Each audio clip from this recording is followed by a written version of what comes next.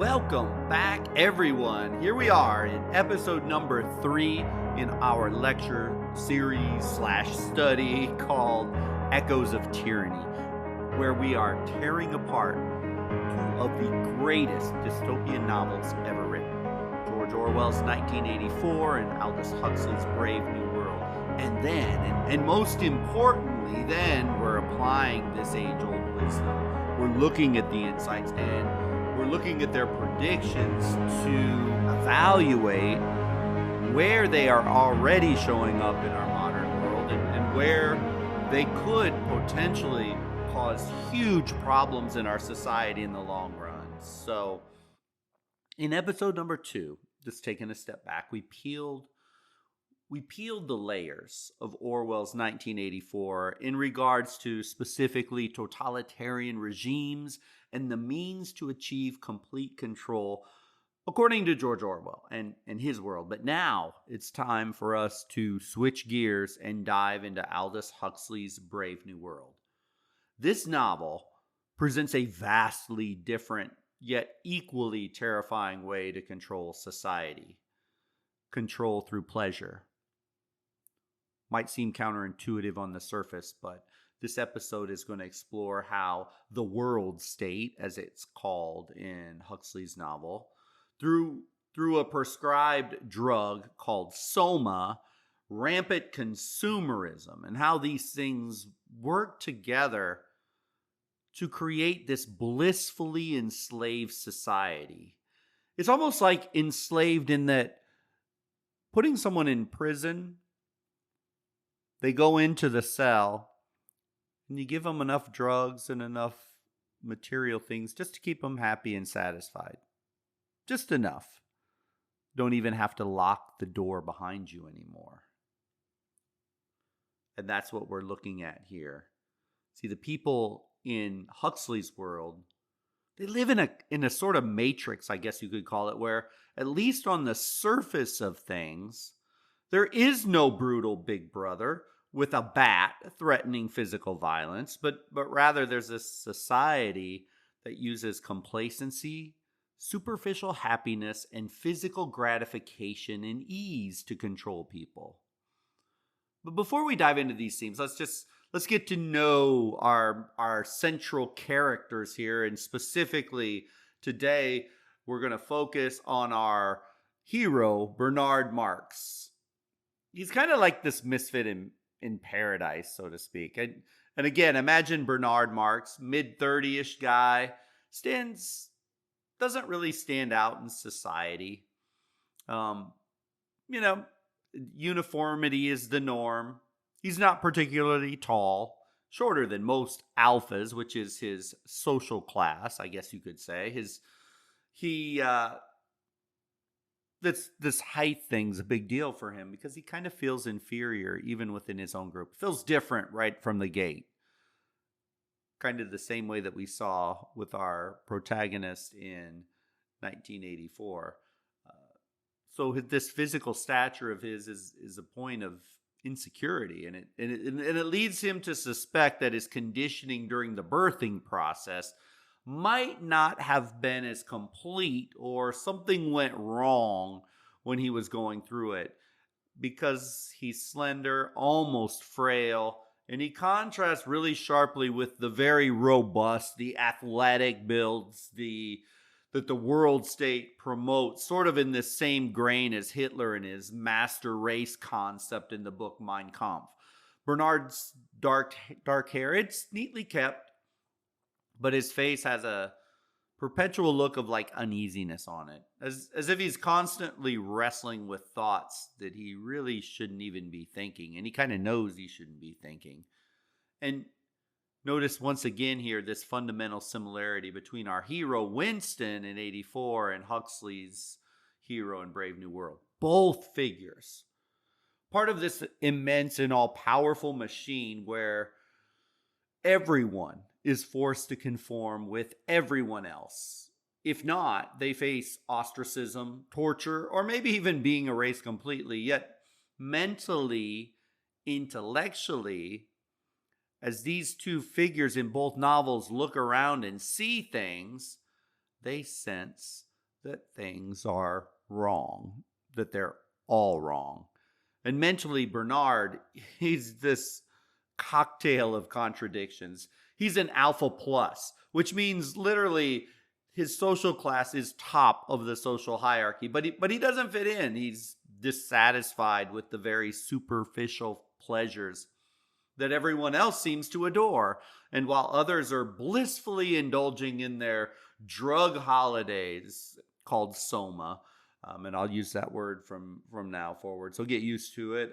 This drug takes away, basically, it's like a miracle drug for them. It takes away all anxiety, sadness, pain. And when you're high on soma, there is this blissful feeling. Oh, what should I call it? Almost almost numbness.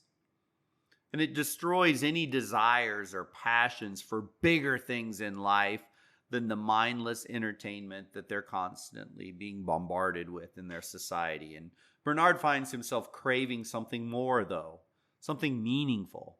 He feels this gnawing emptiness that the drug just can't fill, and it leads to this sense of isolation, almost paranoia. And Bernard's critical thoughts about the world state are extremely dangerous, and he knows it.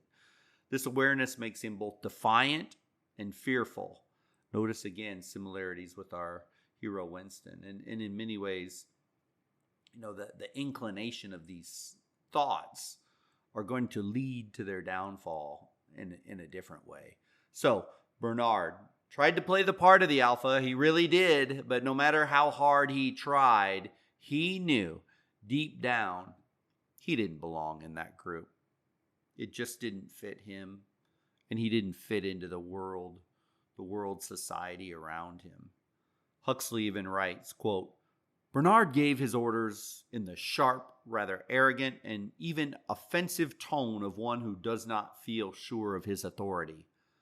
This assumption of superiority was not entirely genuine. Bernard's physique and mental state were a source of insecurity for him. Despite his alpha status, he felt like an outsider in a society that prided itself on sameness. I love the last sentence there where he says, he felt like an outsider in a society that prided itself on sameness. Just think about that. Do you ever have that same feeling even in our society as we go through life here? Something for us to ponder as we go forward. Let's begin our discussion of Brave New World and this world state, which it is called, and it's social engineering. And the world state, it's a totalitarian government, and it maintains control by ensuring its citizens are just basically content, not fulfilled, not joyful, not pushing the boundaries of their best self. They're content. They're all right. They're okay. Sometimes when you're walking down the streets or you go into an office and someone says, "Oh, how you doing today?" "I'm good." Good not meaning, "Wow, this is great. I'm loving my day." It's just, yeah, whatever. And that's kind of the state of mind that the world state wants to keep its citizens in. And catch that because it's important. The world state, unlike the party, the quote-unquote party in 1984, which enslaves its people by keeping a watchful eye on them at all time and ruling over them with a brutal stick. Well, in Brave New World, we just want to keep everybody happy and comfortable. When someone is content, they're generally satisfied, and in the world state, they are generally satisfied people. I mean, they're not in a terrible predicament, and they're not in a great one either. And so they're satisfied with what they have. They don't really want more. They don't really desire any change. It's just almost a state I think I would describe as acceptance, where one feels that their current situation is good enough, sufficient. In Aldous Huxley's Brave New World, citizens are kept content by this drug, as we've mentioned, soma. It numbs their emotions, keeps them in a state of artificial happiness and satisfaction. And that contentment prevents them from something really important: questioning their society, seeking personal growth, or even challenging the status quo. This drug is highly effective in all of those. And being content may seem positive if you're not dissatisfied. However, some people get psychotic, type A-ish. And no matter what they do or what they have, they can never be content. Obviously, that's not a good state of mind either. We hear stories in our society right now how some people just can't ever let go. And, as in most things, we need to strike a balance in life. However, the contentment can be highly problematic, especially in the context of Brave New World or similar scenarios. When people are content, they lack motivation. They don't question injustices so much. They don't seek deeper meanings in life. Things like creativity, innovation, progress. They stagnate in a society where everyone is just merely content with being content. And additionally, this contentment is and can be and is used as a tool of control, as we see in the Brave New World. And I would challenge you to consider maybe we see that in our own world today, where the government ensures that the population remains complacent and unquestioning, and it maintains power. It prevents any potential rebellion or change. Because in the world state, being content is synonymous with being passive or indifferent. And it allows those people that have the power to maintain the power, manipulate things for their own ends, and control the population without resistance. And unlike Orwell's grim and oppressive Oceania, the world state appears utopian on the surface. I mean, if you would have traveled and seen the vision of Orwell's Oceania and compared it to the world state, my goodness gracious, that in Brave New World, everything is clean and it's orderly and it appears on the surface to be ethical. Utilization of technology and psychological manipulation. The citizens are just accepting of everything, their societal roles. And really, what do? They just seek pleasure above all else in whatever role they may have. And this engineered stability is achieved through a very rigid caste system and relentless indoctrination. Not just from birth, but from the womb. And we'll get into that later. Because, from the moment of conception, individuals are destined for specific roles. And if you read the novel, we have the alphas, the highest, the betas, the gammas, the deltas, and the epsilons, the lowest of the low. And every class is conditioned with very predetermined roles, statuses, ideas. And through this idea that they call hypnopaedia or sleep teaching, citizens actually learn to just love their servitude and accept their servitude. Phrases they throw at them constantly are like, everyone belongs to everyone else. And a phrase, a gram is better than a dam, which is a gram of soma is better than an entire dam. It's part of society's conditioning, emphasizing the importance of soma. And to avoid any negative feelings or discomfort or that you don't belong in the role that you're in. And this quote reflects that idea that in this dystopian society, it's best that we all just live numb and dumb with soma versus experience any dissatisfaction or any unfulfilled hopes, dreams, and ideas to be something other than what you are. So the solution to life problems in the world state is to drug yourself into a zombie stupor of superficial complacency. Because when you're in this state, there's no need for oppressive, powerful surveillance or physical control because, the citizens, as I mentioned with the metaphor before, they go into their jail cell and they lay down and they go to sleep. You don't even need to close the door and lock it behind you, because nobody has the energy or the will or the desire or the passion for anything beyond what they have. They're all just too busy simply zombie walking through life. And they just have no interest in rebellion. Too much work, too much of a hassle. Not gonna put any of my own personal stuff at risk for anything that's better. So what a different approach than 1984. The goal and control are the same, but the means to achieving that goal differ dramatically. Huxley even writes, quote, "But in epsilons," one of the lowest caste levels in the novel, by the way, said Mr. Foster very justly, "we don't need human intelligence. Didn't need and didn't get it. But through the epsilons were low grade. They were so conditioned that they liked their work. The principle of mass production, at least applied to biology, the perfect slave," Mr. Foster concluded, "is the one who loves his chains," end quote. And this passage highlights that dehumanizing effect of the world state and their constant barrage of social engineering on everyone in society. The individuals are not only stripped of their own individual potential, but they are conditioned to embrace and love the limited existence that the world state has placed upon them. Sure, the epsilons, a lower caste in society, they're conditioned to lack intelligence because according to the world state, they don't need it.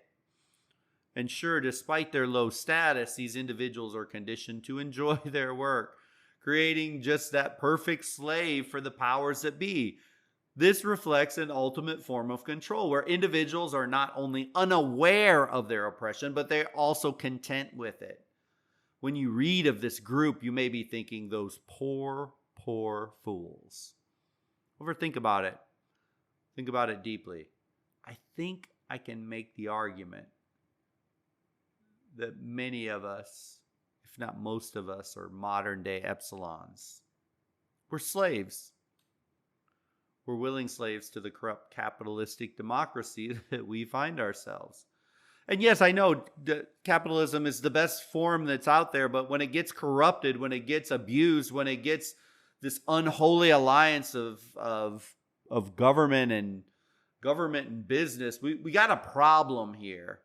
And we find ourselves today, and the American dream at its very core, maybe not initially when it was conceived, as a farce or a sham for so many. It's a scam to create a compliant and witting batch of slaves, dangle the carrot out in front of them, but it's always out there in front, and it keeps them chasing things. And we ultimately, most of us end up in jobs. The statistics are overwhelming that huge swaths of this country are doing jobs they don't like and would rather not do. But the upper classes, they would never dream of doing those jobs or holding those jobs. This is the world state in Brave New World. I want to linger on just for a moment some parallels between the epsilons, the worker bee class, the lowest class in Brave New World, and modern citizens of Western civilization, particularly in the United States. Well, because number one, I'm from the United States, but I bet you could apply this to almost every Western democracy that's out there.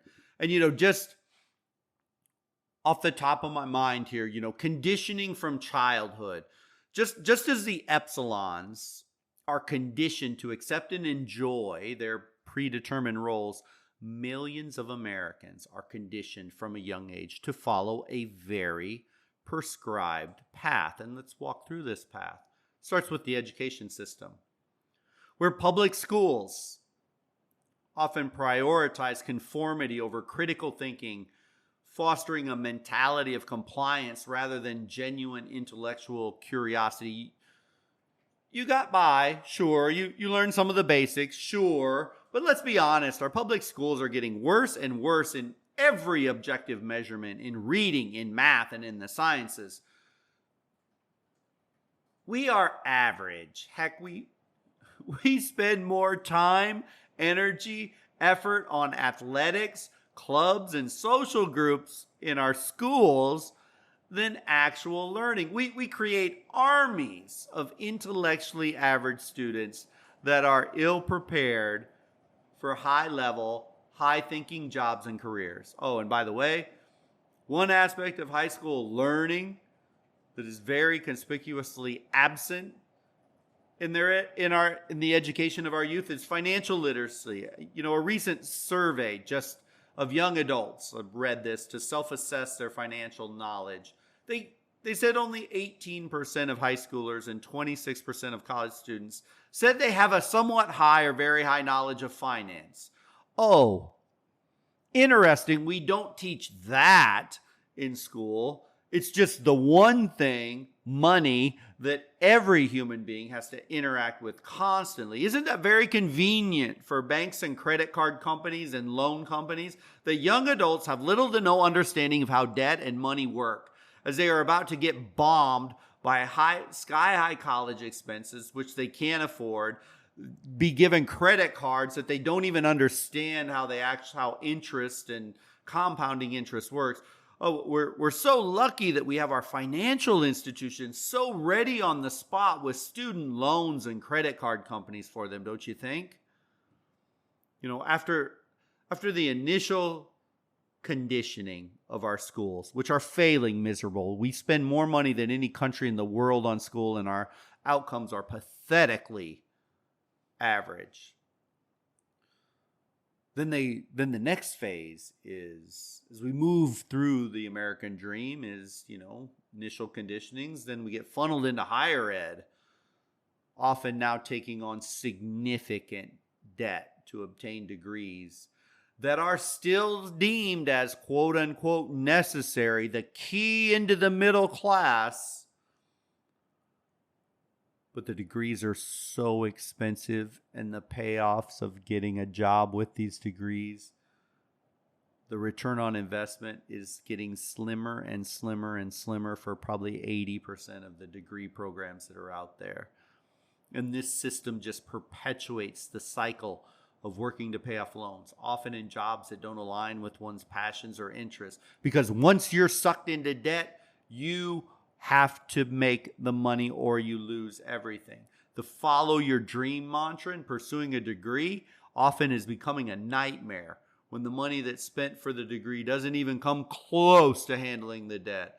Or maybe the blue-collar middle class has been thrashed with rising costs, but income is not keeping pace, or good, high-quality blue-collar jobs are being shipped overseas. However, the pressure to conform at whatever white-collar, blue-collar, college grad, not college grad, but you still have this pressure to conform to the society's expectations. Getting a job, buying a house, owning a car, getting married, further entrapping individuals into this consumer-driven cycle in a career they don't like, buried in debt with no option but to continue because there are bills to be paid, kids to raise, and life happens. Not good. The other issue in the world state is consumerism. This is a modern slavery. This consumerist cycle becomes a form of slavery because in this world, it's not just physical chains, it's financial. And even most importantly, I would probably say societal expectations. From a young age, individuals are taught that they need to equate success with material possessions, whether it be clothes or cars or jewelry or whatever, and to measure their worth by their ability to earn a living and pay the bills. This mindset discourages the pursuit of life passions and fosters a sense of contentment with the status quo. How many people do you know, maybe you're one of them, that are doing a job, you're treading water, you're waiting for retirement, you got bills to pay, the income's good, the job is safe, and you keep doing it. Much like the Epsilons in Brave New World, who just go about their day by day by day in those chains. We in our society, we're bombarded every second of every day with images and sounds and influencers and Hollywood stars and movies that we need to buy things, because having things will make us happy. That's what they try and tell us. That's what they tell the people in Brave New World. Materialism is important. Consumerism is important. You find happiness in those things. So for every word you read in Brave New World that hits that, think of, and you say, wow, what a terrible existence. I think we're living it. And if I be so bold, in my own opinion, we are living it. So the form of contentment the world state attempts to condition its citizens with is almost identical to our Western democracies and capitalism. Look, I wouldn't want any form of government, I've said, and that I've been out there, that's been out there, than a democratic capitalist state. I mean, it's the best we got. It's not perfect, but it is. But let's not be naive, and let's not be silly about the dark underbelly of this system. Let's not pretend that everything's perfect. Because if you do, and if you don't pay attention to this system, you can get sucked into the vortex of it. If you're not already there, being satisfied with simply getting by and adhering to these societal consumeristic norms, it's very dangerous. As the overt control seen in dystopian novels is one thing, but when we just willingly surrender, that's another. Because when people are content with their chains, they don't have the time, they don't have the energy, they don't want to exert the effort to challenge the systems that are oppressing them. Whether it's financial burdens, societal expectations, or the consumerist culture that we live in, this contentment keeps the population docile. Much like the citizens in Brave New World who are kept in line, not through force, but through the illusion of happiness and satisfaction. Now it's time to talk about Soma, considered the ultimate escape in many ways. And this is the most potent weapon that the world state has in maintaining control. So let's talk about Soma for a minute. Soma is this wonder drug. It's the government's most potent and perfect tool for maintaining control. This drug provides an instant escape from any discomfort that you feel, anxiety, unhappiness. Whenever a citizen feels a hint of dissatisfaction, they take Soma and they're transported to this blissful, stress-free state. There are no side effects. There's no hangovers. There's no consequences. It's just pure, unadulterated contentment. Soma is more than just a drug. It's a symbol of this world state's ability to suppress any dissent. It ensures the citizens remain docile and compliant. There's no need for rebellion when a drug can so effortlessly eradicate unhappiness.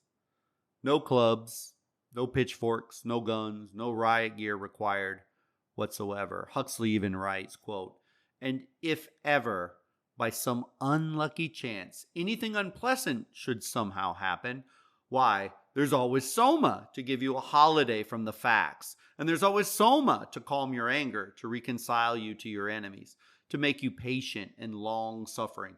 In the past, you could only accomplish these things by making a great effort and after years of hard moral training. Now, you swallow 2 or 3 half-gram tablets, and there you are," end quote. Soma is the ultimate pacifier, eliminating any need for personal growth, struggle, or emotional engagement. And think about it.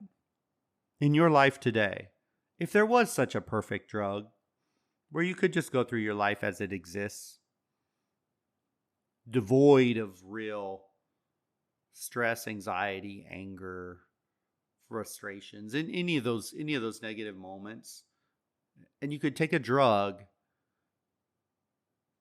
and you're just zoned out, content, not really thinking of anything. But you do have to give up a few things. You have to give up personal growth. You have to give up struggling and striving for things, having big goals, big dreams, big ideas, or having any type of really close emotional engagement with other human beings. You'd have to give those up, but would you? Would you do it? Would you trade in what could be for the easiest thing? That's the thing with Soma. That's the thing that we need to consider as we read through these novels deeply. Not the superficial rush to judgment on them. But, throughout human history, drugs, they've been used as a means of escapism. That isn't new. It's a way to detach from the harsh realities of life for some. It dulls pain, physical pain, but it also can dull psychological, emotional pain, and to flee from burdens of consciousness, at least temporarily, from the opium dens of ancient civilizations to the hallucinogens of shamanic rituals, and even alcohol, staple of societies for millennia. Drugs have always offered this alluring escape, whether to forget grief, numb physical pain, transcend monotony of daily life. Humans have sought out these substances that allow them to retreat, at least temporarily. Drugs have been and always will be an aspect of our humanity. I don't think it will ever be otherwise, but here's the kicker. You can very quickly move from creating an enjoyable night out, having fun with families and friends, relaxing, to becoming a raging cancer in your life. We're in the addiction, and you'll give up literally everything for the next drug, and coping with life becomes impossible without using it. There's the kicker. But a reliance on drugs for escapism comes with really devastating consequences that Soma actually causes. And it causes it by the world state, and they know it does, because drugs, they dull our senses, they diminish our connection to reality, and most critically, they impede our ability to be a growing individual and human being with goals and dreams and aspirations and questioning things. When we turn to substances to avoid facing our problems, we're giving up the opportunity to confront challenges head on, and to learn and grow and just evolve as human beings. Instead, we become passive zombies in our own lives, choosing numbness over the richness of fully experiencing and overcoming life struggles. So that use of drugs as an escape is not just temporary, it's a destructive force that erodes the very fabric of humanity. And by choosing to numb ourselves, we're bypassing that emotional and that psychological process essential to our development. Because, if we really stop and think about it, it's really through struggle that we gain resilience. Through sorrow, we can understand joy, and through failure, we learn the true meaning of success. And Soma is robbing the citizens of the world state of these human characteristics. And in turn, they become slaves to the drugs. Wherever things get hard, they take a gram or two or three, and then the real world just evaporates. It's not that type of prison, in many ways, could be worse than the type of imprisonment we see in 1984. So just as in Brave New World, taking drugs, is a phenomena that's been amplified in the world we have certain influences, especially you look at big pharma. In many ways, society has legalized and even institutionalized this form of escapism. We're prescribing drugs for everything from anxiety and depression to attention deficits and obesity. And while these medications can be life-saving for some in some instances, for many others, they're a shot at a quick fix, an easy way out of addressing some underlying deep-seated issue that requires time, and it takes effort and sometimes discomfort, sometimes incredible discomfort to resolve it. But when you come out the other side, you're at a whole different level than you were before. Take, for example, this widespread use of Ozempic, which is the hot drug of choice in the United States with weight loss. The pharmaceutical giants are making billions and billions of dollars on this. So rather than encouraging individuals to adopt healthier lifestyles through diet and exercise, we now are offering a drug, just the latest in a series of drugs that we're going to miracle reduce weight. And so we offer this drug, and it promises results basically without effort. And this reliance on pharmaceutical solutions, it teaches us that taking responsibility for our health, emotions, or actions is unnecessary. No, you don't need to do that as a person. The government approves drugs and they work with the corporations to make sure they're quote unquote safe, and we can literally just medicate our way out of these problems. But this approach is insanely perilous. Oxycontin, when we saw the Oxycontin epidemic, and we're seeing very, very serious long-term effects of the ADHD drugs and a plethora of different anxiety, insomnia, stress-reducing medications. Because when we rely on drugs to fix our psychological or physical problems, we're not only undermining our own personal agency, but we're also diminishing the value of personal responsibility. We become, like the citizens of the world state, passive recipients of a quick solution rather than being vibrant, active participants in our own well-being.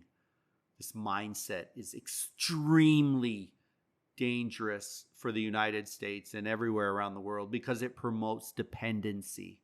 It discourages self-improvement and ultimately leaves us all ill-equipped to handle life's challenges. So we're seeing this dependency spiral. And maybe you know somebody who was on medication A, which created side effect B. So medication C is prescribed to take care of the side effect of B, and which in turn created side effect D. So drug E was then prescribed, etc., so on and so forth. And before you know it, someone who was taking one pill is now popping 10 pills a day in this cascading drug supply to quote unquote feel better. Far too many people are ideologically captured into pharmaceuticals, which then creates a physical dependency, which in the long run can ruin lives. But it sure will do one thing guaranteed: it will make pharmaceutical companies richer and richer and richer. Because relying on drugs to solve our problems is not just a matter of convenience. It's a path that leads to the erosion of personal growth. And when we're choosing these easy routes of medication over hard work, we deprive ourselves of the opportunity to develop the skills and resilience we need to navigate the complexities of life. We have too many people in society today who just can't take anything hard. They can't take it hard physically. They can't be challenged mentally. They can't be challenged intellectually. They just stop, quit, close down. And besides just that, dependency on drugs, it kind of creates a sense of helplessness where individuals feel powerless to affect any real change in their own lives without chemical assistance. And in the long term, this creates a society of individuals that are content with superficial solutions because they're easy. They never strive for their full potential and remain perpetually numb to the richness of the human experiment. just as in Brave New World, where soma is used to pacify the population, our modern reliance on these pharmaceuticals is a similar form of control. Make no mistake, big government, our government agencies are in bed with the pharmaceutical companies. We know this for a fact. If you just look at pretty much every board of director member or high-ranking individual in the pharmaceutical org chart, you're going to find that they worked in government. There's this revolving door thing where we will have FDA officials leave government after an administration ends, run over, get paid a couple $100,000 to be on the board of directors or some consulting position in a pharmaceutical company, which in turn they expect them to work with the government to get stuff approved, know what's going on. And then after a certain period of time, they'll turn around again and they'll go back into the government system to reconnect and refresh their skill set on the government side. We see this all the time. And so we have to be aware, not just of illicit drugs. That's a whole nother level. I didn't even get into the methamphetamine or the fentanyl.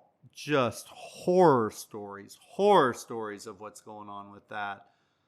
But whether the drug is soma, oxycontin, heroin, cocaine, fentanyl, whatever, the drugs rob us of human drive, passion, intuition to be our best selves. And no wonder that the world state wanted its people high on soma all the time. But our war on drugs may be one of the most abysmal failures known to humanity in America, and many would say might even have been a front. Now, maybe that's a little too conspiratorial, but still, the truth is, drugs in their legal or their so deemed illegal format can and have been used as tools of control by the government. So you and I, in our own lives, we must be very, very diligent to have full intellectual control over our minds. And the way to do that is to stay as relatively clean of drugs as possible. Or at the minimum, heck, enjoy a weekend drink now and again. I do it, and nothing wrong with that. But never, ever let any drug or alcohol of any type prescribed by a legal drug dealer or some street corner drug dealer control your life. That is a recipe for imprisonment. All right, so here we go. In Huxley's Brave New World, the world state's economy thrives on consumerism. Citizens inside of this society, they're conditioned from birth to be relentless consumers. They're driven by a constant need for new products and experiences just to maintain that happiness. Because happiness, drugs, and materialism, those are the things. And this cultural trait isn't just about stabilizing an economy. It's a sophisticated form of social control in the world state. And by keeping the people focused on material things and pleasure, they ensure they have no time, energy, or inclination towards anything else. But the truth that the citizens of the world state miss entirely is that an endless desire for superficial things leads to intellectual and spiritual poverty. As being singularly focused on material wealth, it's going to detract from life and living life. I think we all know someone somewhere who's just so one-track driven by money. Everything is money, money, money, money. And usually their life almost always is lacking. It's lacking depth and emotion and passions. But let's fast forward to our modern world and the parallels. From the clothes we buy to the cars we drive, the houses we buy, the vacations we take, Consumerism is ingrained into our very identity. Don't believe me? Just go to Instagram or Facebook or your favorite social media. Check out the posts.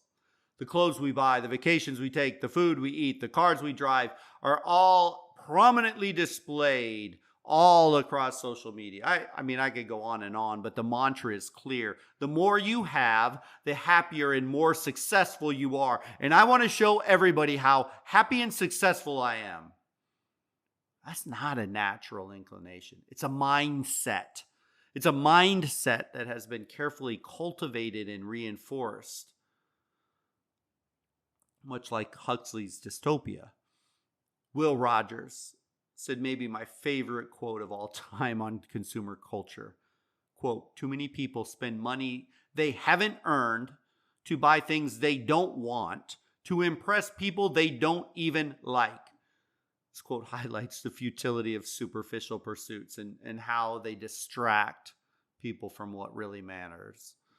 But this consumerist culture, it comes at a deep cost. Because just as in Huxley's world, where the citizens are docile and distracted, Americans are often too focused on acquiring the next big thing to notice that they're being controlled. The more we consume, the more we work to maintain that consumption.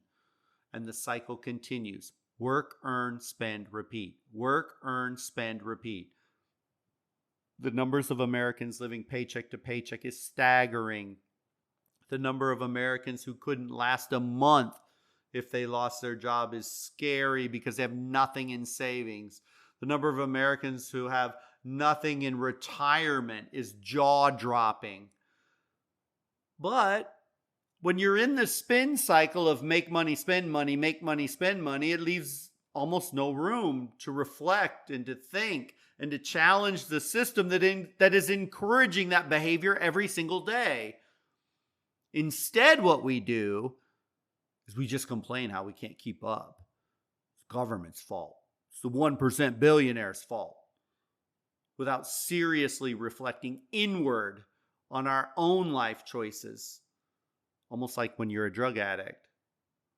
We're obsessed with things and comfort. And we've allowed our minds to be controlled by that. Consumerism in America has also redefined our understanding of success. The quality of our relationships are measured by financial and consumer success. The fulfillment of our passions, what kind of vacations we can take, what kind of cars we can drive, our impact on the world. But how often and how many times do we try and emulate the images that we see on social media? It's a very narrow definition of success, and it drives people to work insanely longer hours, take on more debt, and sacrifice their well-being, all in the pursuit of this ultimately hollow, shallow ideal. Moreover, the environmental and the social impacts of this consumerist mindset are just staggering. The constant demand for new products leads to overproduction, waste, the exploitation of natural resources, exploitation of labor. And, just as Huxley's citizens were conditioned to believe that, quote, the more stitches, the less riches, we're also conditioned to think more is always better, and if it's not worth, no need to save or reuse anything, throw it away. The amount of garbage that the United States creates as the number one producer of garbage is absolutely staggering. Materialism is just, when we let it run wild, can be one of the most controlling influence of an entire civilization. So in conclusion with this, that rampant consumerism is not just a reflection of some personal ideals. It's ingrained in our social construct in the United States of America. Huxley envisioned in Brave New World that materialism could literally, you could get people to do anything for material wealth, for material things. And he may actually just be spot on here.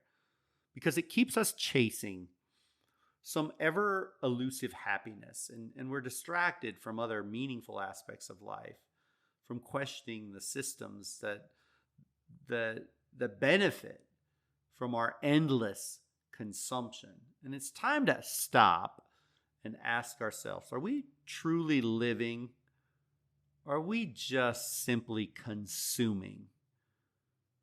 And if it's the latter, what have we sacrificed for this mindset?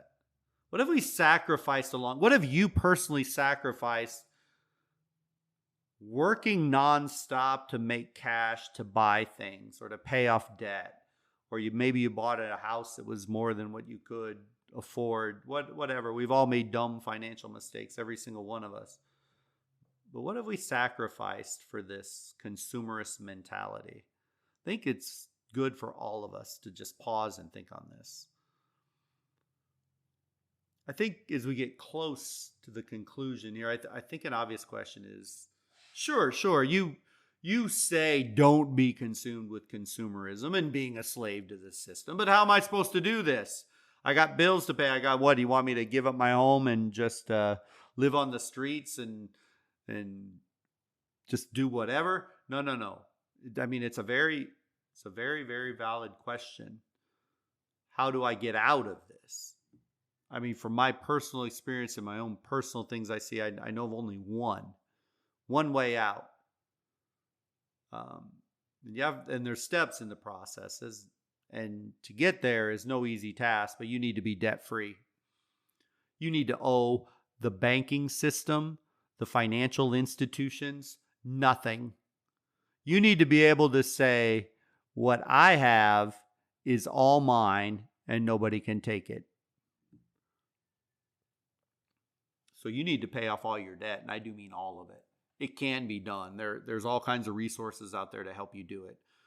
For example, Dave Ramsey's Financial Peace is the one my wife and I use to get debt free, and I highly recommend that one. But there's all kind of them out there for you, and you should check those out. You see, there's something that happens when your mortgage is zero, your car payment is zero, your credit card bill is zero, your student loan debt is zero. Well, the miraculous thing that happens is you get to keep your money instead of giving it to a bank. And no longer do you have to just do a job just because you have to do it to put food on the table. You're not going to lose your house because it's your house. You're not going to lose your car because it's your car. You're not going to, who cares if you have a credit score anymore anyway, because what you have is money in your account. See, once that happens, you have the capacity to be more precise, to be wiser in your decisions. And you can choose things that you do, not based on, oh my gosh, am I going to be able to pay my bills this month? But you're going to be able to look and say, wow, this is what I want to do, and this is how I'm going to be able to make it happen. And whatever you got to do, that'd be my one recommendation to break the cycle of consumerism. Consumerism in this country and every country is based on debt. People, you and I, the average person, does not make enough money to buy all the things that are being bought. Trillions and trillions of dollars are spent on credit cards every single year. So people buy things that they can't afford. That is what drives this economy. That's what drives this consumerist mindset. And even if hundreds of millions and billions of people live that way, you don't have to do it. So get debt free. Then you can evaluate all the rest. Okay. I'm going to get off my soapbox there. I know it's a painful topic for so many people because you're in a tough spot and you might be in a really tough spot. All I can say is my wife and I were in a tough spot, but we pounded on that debt. I mean, we got violently angry at the debt. I got violently angry at writing money and writing payments to mortgages and car payments. And it took years. It took a long time to get out of debt. And I can definitely say it's not easy, but it is possible to get off that consumerism rat wheel. And once you're off, you'll never want to go back on. It's almost guaranteed of that. But let's just go back to our initial analysis, A Brave New World. So we analyzed the elements of Brave New World, and we uncovered the society of pleasure and consumption. Not despotism, fear, not oppression, but complete control. The same. And these insights into Huxley's novel, they're not just academic. They help us recognize the potential dangers of prioritizing comfort and consumerism over freedom and individuality. In general, you and I, we don't get involved enough when we see injustices and overreach by the government. We just let it go. We zombie walk. I'm guilty of it. You may be guilty of it too, because as long as things are generally pretty darn good or we're content, governments tend to know they can slowly and methodically take control in the world. And we don't want to raise a fuss. We don't want to lose our job. We don't want to lose friends. We don't want to lose family over things. But, the problem with easy comforting and contentment is that eventually the forces of totalitarianism, they go too far. And once they get it, it's too late.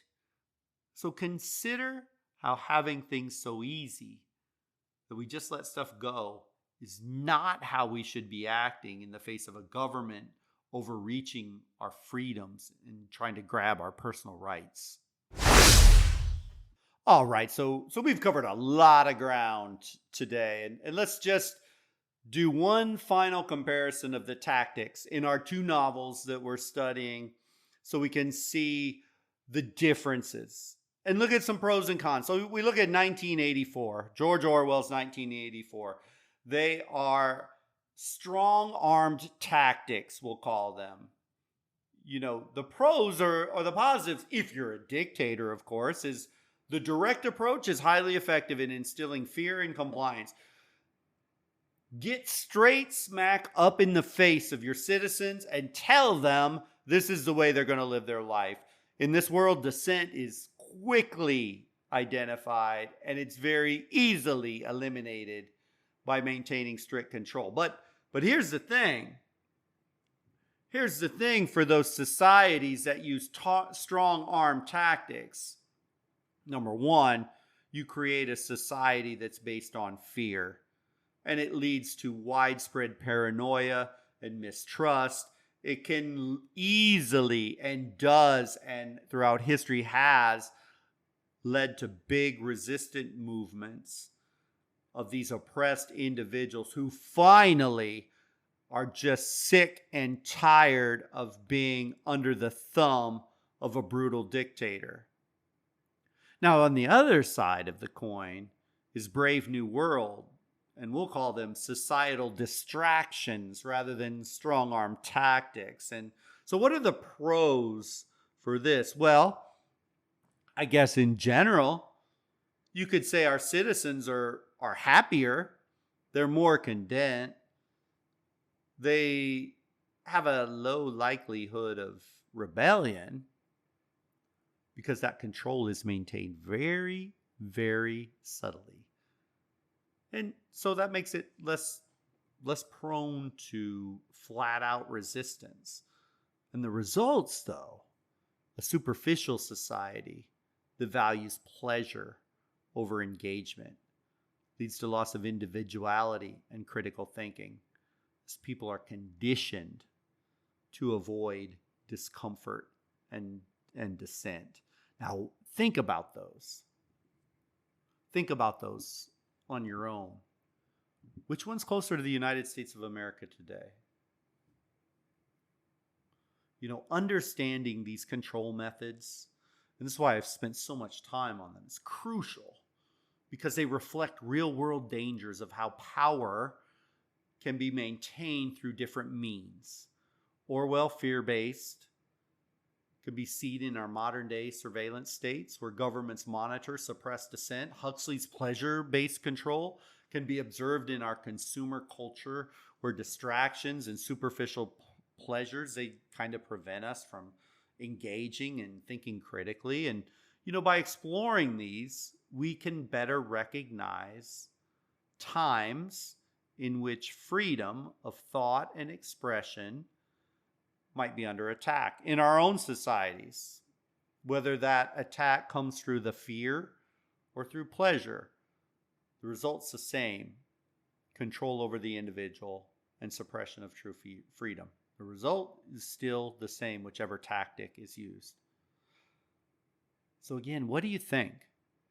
Which novel, which approach towards totalitarian regimes is the United States more tilted? Or if you're in Germany, or if you're in somewhere in Canada, or wherever you might be, what are you seeing in your world? Is it more Orwellian dystopia, or is it more Huxleyan version of a dumbed down contentment form of control? Of course, that is ultimately for you to decide. This is for you to ponder, and hopefully you're reading along these novels, so you're getting like the full picture. Of course, I'm just grabbing things as I'm going through there, trying to just guide us through these two amazing works.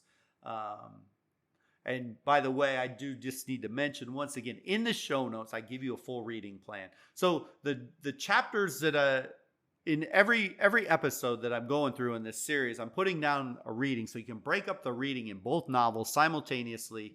And I think it's great if you just read it and listen to this, read it, listen to this, use your own reading. And I think you'll have such a deeper perspective of everything when you get to the end of it. But I hope you'll join me in that, and hope in the notes, in the comment sections, you'll let me know what you think on these things. But in the next episode, what we're going to do is we're going to go down yet one more level.